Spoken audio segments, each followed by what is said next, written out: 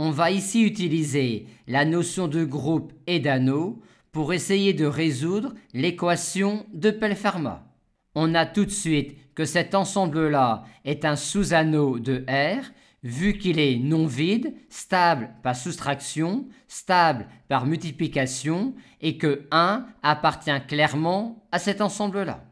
On montre ensuite classiquement que racine carrée de 3 est irrationnelle en raisonnant par l'absurde, ce qui nous permet de dire qu'il y a pour un élément de z de racine carrée de 3 unicité de son écriture sous cette forme-là.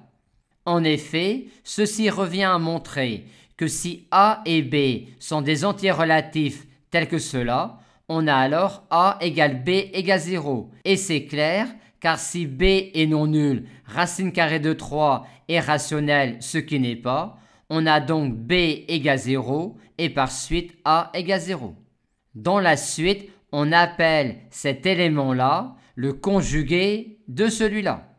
On a alors tout de suite que l'on a ici un automorphisme d'anneau de z de racine carrée de 3, vu que l'on a tout d'abord un morphisme d'anneau, étant donné que le conjugué d'une somme est la somme des conjugués, que le conjugué d'un produit est le produit des conjugués, et que le conjugué de 1 est 1.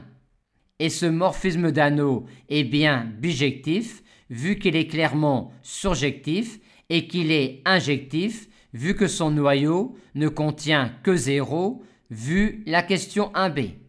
Maintenant, pour un élément x égale a plus b racine carrée de 3 de z de racine carrée de 3, on appelle norme de x le réel x fois son conjugué, qui est égal à a2 moins 3b2.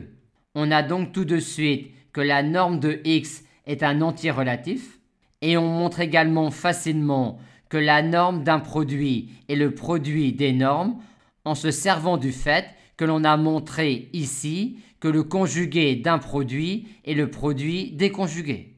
On montre ensuite que cet ensemble-là est bien un sous-groupe du groupe multiplicatif R étoile, vu qu'il est non vide, 1 appartient bien à G. De plus, il est stable par multiplication, car la multiplication de deux éléments de z de racine carrée de 3 est bien un élément de z de racine carrée de 3. Le produit de deux réels strictement positifs est un réel strictement positif, et vu que la norme d'un produit est le produit des normes, si x et x'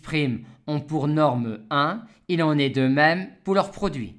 Et cet ensemble-là est également stable par passage à l'inverse, vu que l'inverse d'un réel strictement positif est un réel strictement positif, et vu que pour un élément x de G, la norme est égale à 1, on a tout de suite que pour un élément x de G de la forme a plus b racine carrée de 3, son inverse est a moins b racine carrée de 3, ce qui montre que son inverse est bien dans z de racine carrée de 3 et que la norme de son inverse est bien égale à 1.